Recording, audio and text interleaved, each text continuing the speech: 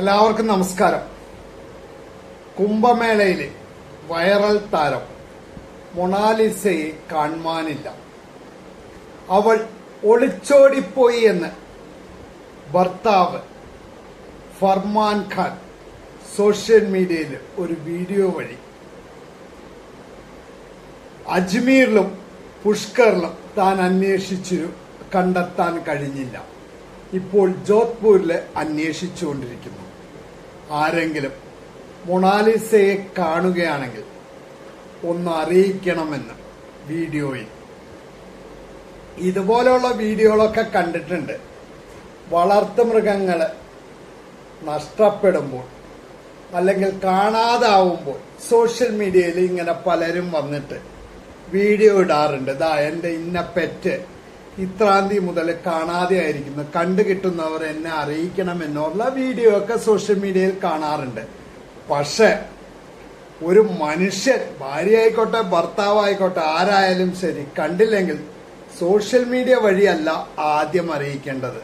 അതിന് നിയമപ്രകാരം പോലീസ് സ്റ്റേഷനിലാണ് പോയി അറിയിക്കേണ്ടത്. ഇതാ ഇന്നതി മുതൽ എന്റെ ഭാര്യയെ കാണാനില്ല എന്ന് പറഞ്ഞുകൊണ്ട്. അല്ലാതെ സോഷ്യൽ മീഡിയ വഴിയല്ല ഇത് അറിയിക്കേണ്ടത്. ഒന്നാമത്തെ കാര്യം.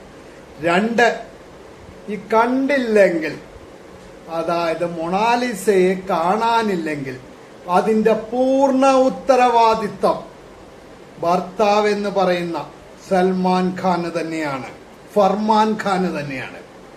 കാരണം ലവ് മാരേജ് ആണല്ലോ കേരളത്തിൽ കൊണ്ടുവന്ന് ദ റിയൽ കേരള സ്റ്റോറി എന്നിട്ട് പേരിട്ട് നടത്തിയ വിവാഹം.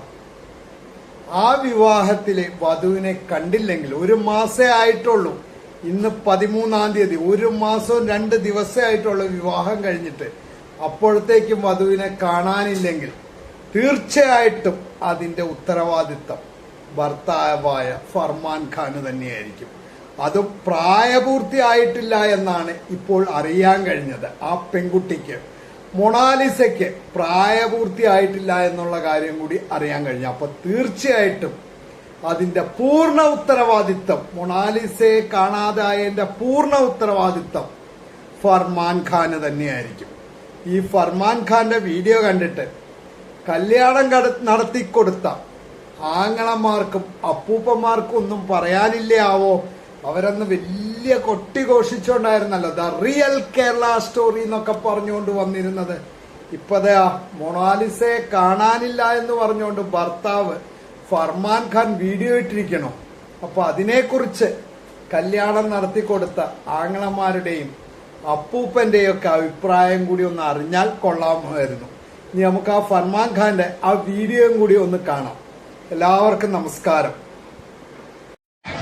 हेलो फ्रेंड्स, मैं अजमेर पुष्कर आया हुआ हूँ. मोनालिसा भाग गई है, उसको ढूंढने के लिए आया हूँ अजमेर पुष्कर.